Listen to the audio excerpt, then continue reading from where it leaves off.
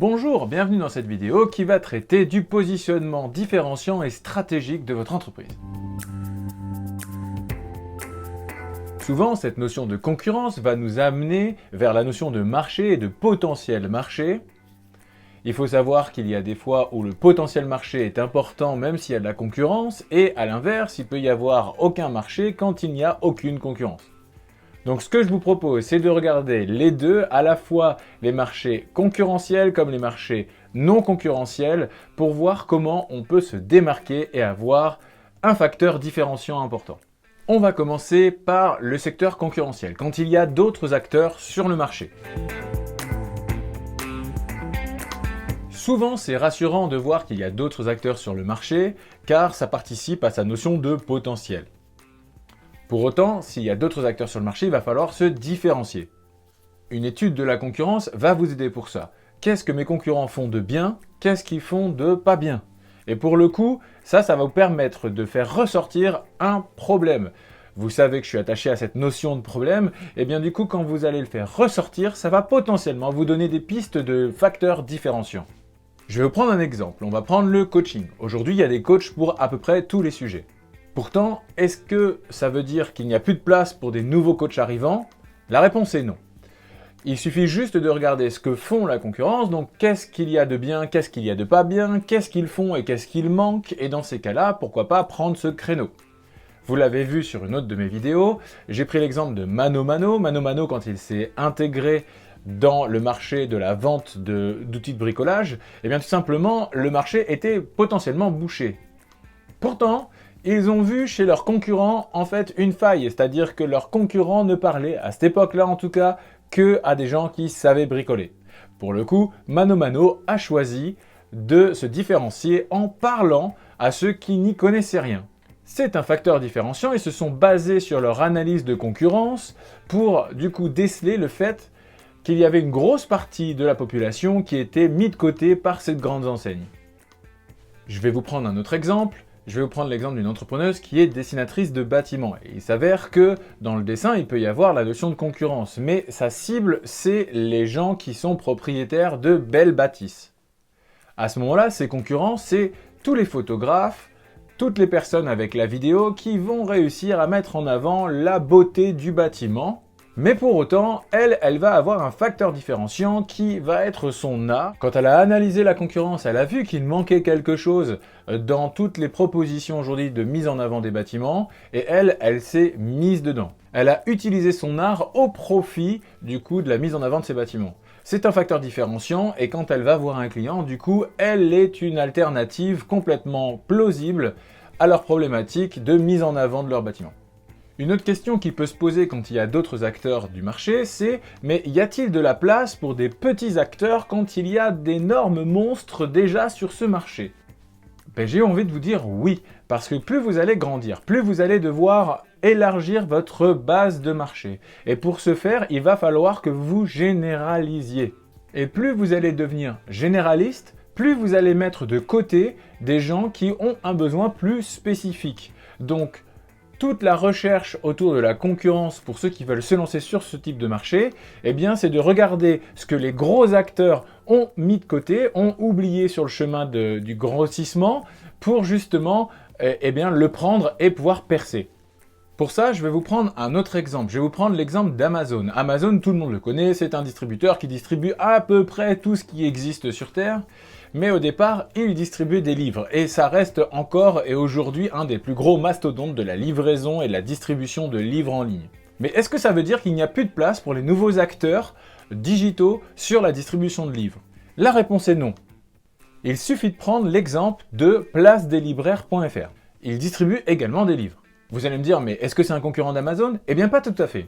Il s'avère que placedeslibraires.fr distribue en fait des livres, mais sur la base des stocks des libraires physiques qu'il y a en France. Le gros avantage, c'est que quand le distributeur, en tout cas quand l'éditeur du livre, n'a plus de livres en stock, ne l'édite plus, a fini du coup de distribuer l'intégralité de sa publication, en tout cas de ses tirages, eh bien ça ne veut pas dire que vous n'avez plus la possibilité de le trouver. Vous allez le trouver chez des libraires qui, eux, l'ont acheté d'avance et ont du stock. Contrairement à Amazon, Amazon va distribuer en flux tendu, et donc du coup, quand le distributeur n'a plus d'édition, eh bien, vous ne pouvez plus le trouver. Ça, c'est un problème existant, réel, auquel a voulu s'attaquer placedeslibraires.fr. Donc, quand vous allez vouloir vous attaquer à un marché sur lequel il y a déjà d'autres acteurs, sur lesquels la concurrence est déjà plutôt vive, ce que je vous invite à faire, c'est de bien faire votre analyse de concurrence pour regarder qu'est-ce que vos concurrents font et surtout qu'est-ce qu'ils ne font pas.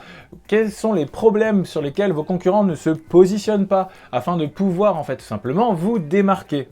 Il est plutôt déconseillé de s'attaquer déjà à une population très généraliste. Pourquoi? Parce que vous n'allez pas avoir la force de frappe qu'ont déjà les entreprises qui sont déjà sur le marché et qui sont arrivées avant vous. Ils ont déjà développé leur communauté, ils ont déjà développé leur offre et ils ont sûrement une force de frappe financière bien plus importante que vous. Donc, si vous voulez percer dans un milieu déjà bien rempli, trouvez la faille chez les gros acteurs. Il y a un autre intérêt aussi à se spécialiser, ou en tout cas à se différencier, attaquer un sujet très spécifique, c'est tout simplement la notion de coût. La plupart du temps, en fait, on a tendance à se dire « mais oui, mais comment je vais gagner ma vie si j'ai moins de clients potentiels ?» Eh bien tout simplement, en fait, en exploitant un autre levier qui va être la notion du prix. Aujourd'hui, quand vous prenez un produit qui est spécialisé, vous avez tendance à le payer plus cher qu'un produit dit généraliste. Si vous prenez les médecins, un médecin qui soigne les dents, donc un dentiste, un spécialiste des dents, va être plus cher qu'un médecin généraliste. Vous allez me dire, mais c'est normal, le dentiste il a fait plus d'études, donc c'est normal qu'il soit payé plus. Oui, et j'ai envie de vous dire que c'est la même chose pour les produits et les services. À partir du moment où vous avez une recherche et développement plus poussée, à partir du moment où vous allez pouvoir justifier une spécialisation, eh bien ça va être exactement dans le même mécanisme, ça mérite un prix plus élevé. Maintenant, vous en arrivez à vous dire, mais quels sont les critères différenciants? Eh bien, si ça vous va, on va les énumérer ensemble. Le premier facteur différenciant, c'est l'hyperspécialisation. Par exemple, si vous êtes community manager, à qui vous allez vous adresser? Est-ce qu'il est plus facile pour vous de vous adresser à tout le monde ou alors de sélectionner une cible phare sur laquelle vous allez pouvoir être spécifique, spécialiste et ainsi pouvoir en fait leur parler? Exemple, je ne sais pas, moi, pourquoi pas des rugbymen?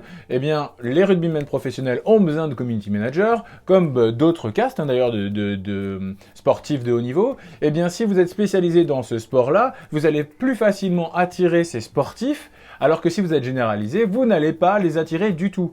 Donc, du coup, l'hyperspécialisation va être un facteur différenciant par rapport à vos concurrents.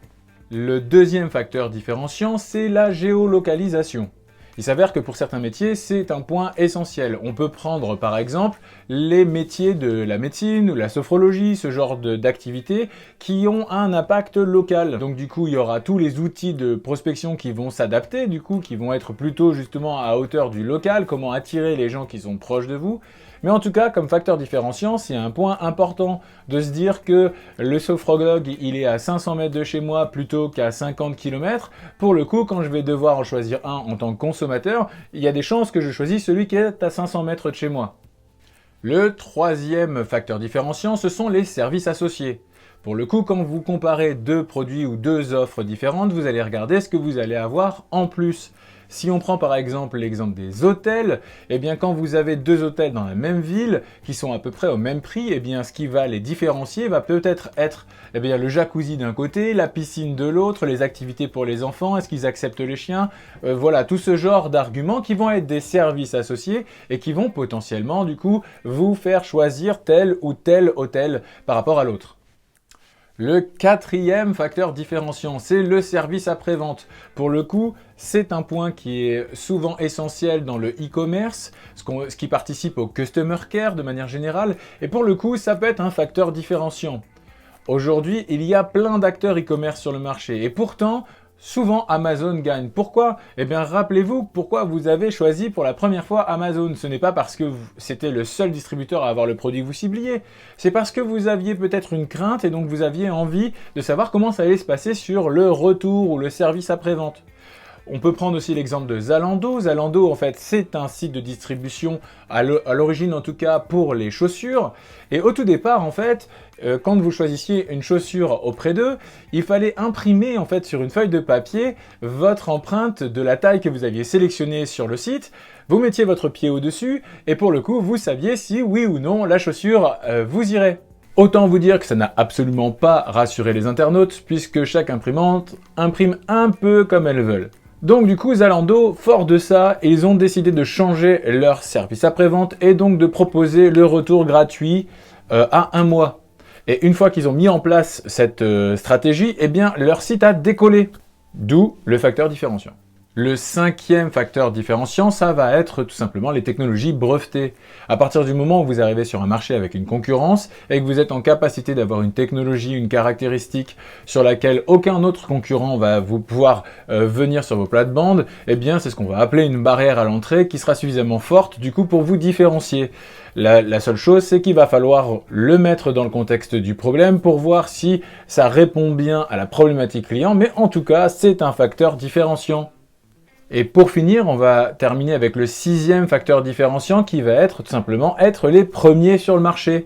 Je pense naturellement à Fairmove qui est un site internet de tourisme éco-responsable et pour le coup ça a été les premiers arrivés sur ce créneau-là et ils ont pris du coup la place que les autres leur laissaient. Ça peut être tout simplement une bonne manière de pouvoir lancer votre activité à partir du moment où vous êtes les premiers sur le marché. Et ça va me faire la transition parfaite avec la prochaine étape qui est tout simplement vous arrivez sur un marché où il n'y a aucune concurrence. Quand on arrive sur un marché sur lequel il n'y a pas de concurrence ou presque aucune concurrence, il va être important de tester ce marché-là en interrogeant vos clients cibles, pourquoi pas en faisant des produits tests, ce qu'on appelle naturellement des MVP ou des produits minimum viables. Donc c'est une forme édulcorée de votre offre finale. Pour le coup, l'idée c'est de confronter votre idée au marché pour voir si celui-ci est existant ou pas. Donc comme il est un peu déroutant d'arriver sur un marché sur lequel il n'y a personne, il y a 2 possibilités. Soit vous avez eu l'idée géniale ou l'idée du siècle, soit tout simplement votre idée ne marche pas parce que les autres l'ont eu déjà et n'ont pas voulu s'y attaquer. Le problème principal quand vous attaquez un marché nouveau, c'est tout simplement que votre public cible ne sait pas quel est le marché et en tout cas comment vous allez résoudre le problème. C'est quelque chose à laquelle il va falloir se préparer à la fois dans le vocabulaire mais aussi dans la notion de stratégie. Là, le problème que vous résolvez va devenir extrêmement important puisque c'est la seule chose pour laquelle votre public cible va pouvoir se référer. Une nouvelle technologie, une nouvelle façon de voir les choses, un marché nouveau, du coup, ne va absolument pas parler à votre public cible, puisqu'il est nouveau, c'est sa définition propre. Donc pour le coup, travaillez fortement autour du problème pour pouvoir attaquer le marché à travers la résolution du problème. En faisant des enquêtes, en les interrogeant, vous allez pouvoir en fait récolter les mots que votre public cible va utiliser, ce qu'on appelle le wording. Et pour le coup, vous allez pouvoir l'utiliser demain dans la publicité, dans les communications que vous allez avoir, parce que vous allez pouvoir cibler juste. Si vous commencez à mettre vos propres mots alors que ce sont des technologies nouvelles ou alors des approches nouvelles, un marché nouveau, eh bien ces mots-là ne seront pas en résonance avec votre public. Utilisez les mots de ce dernier. Ce qui est très intéressant dans ce genre de cas, c'est de regarder comment font les autres. Un des plus gros marchés sur lequel il y a des nouveautés régulières, c'est le marché de la cosmétique. Et pour le coup, dès qu'il y a une nouvelle molécule ou dès qu'il y a un nouveau produit qui est annoncé avec des nouvelles technologies dedans, eh bien pour le coup, regardez comment ils vont l'amener sur le marché. La plupart du temps, ils vont pas mettre en avant leur technologie ou assez peu. Ils vont beaucoup parler de, eh bien du coup, on va beaucoup plus vite pour réduire les rides, c'est beaucoup plus efficace, ça vous donne un teint, je sais pas trop comment on pourrait le dire. Mais en tout cas, à chaque fois, ils vont vous parler du problème. Et après, derrière, ils vont vous dire, bah, c'est grâce à cette technologie. Et donc, du coup, ils vont introduire ces idées nouvelles à travers le prisme d'un problème existant. Et donc, les mots que vous allez exploiter sont les mots de votre public cible, ce qui va lui permettre d'assimiler plus facilement les nouveautés. Regardez également le marché de la technologie. De plus en plus de constructeurs de téléphones sont en train d'intégrer l'IA ou l'intelligence artificielle à l'intérieur de leurs produits. Pourtant, leur public cible n'est pas forcément alerte sur ces sujets. Donc comment ils vont introduire ces nouvelles notions? Eh bien tout simplement en leur montrant comment ils peuvent faire. La plupart du temps, les problèmes qu'on a et les premières utilisations des IA, c'est autour de la photo, en tout cas quand c'est intégré dans les téléphones. Eh bien, on a régulièrement des photos de vacances sur lesquelles il y a des gens dessus, sur lesquels on n'aimerait vraiment pas qu'ils y soient. Exemple, la plage qui est bondée. On a envie de sublimer ces photos. Eh bien, l'IA va nous permettre de le faire. Je suis pas en train de vous faire un cours de IA, mais en tout cas vous montrer que pour montrer au public cible que l'IA peut être une solution pour eux, ils ne vont pas promouvoir l'IA, ils vont promouvoir la réponse au problème. En conclusion, maîtrisez la concurrence et positionnez-vous sur un problème non résolu. Il en va de la pérennité de votre entreprise, mais également de la prospection client. Que vous soyez sur un marché avec de la concurrence ou que vous soyez seul sur le marché, l'analyse de la concurrence justement va vous permettre de savoir ce qu'il vous reste à faire et les stratégies que vous allez devoir mettre en place pour aborder ou lancer votre entreprise. Voilà, j'espère que cette vidéo vous a plu. N'hésitez pas à vous abonner à ma chaîne. Et puis si vous avez envie d'en savoir plus et de vous faire accompagner sur ce sujet, n'hésitez pas à faire un petit tour sur mon site internet. Et moi je vous dis à une prochaine vidéo.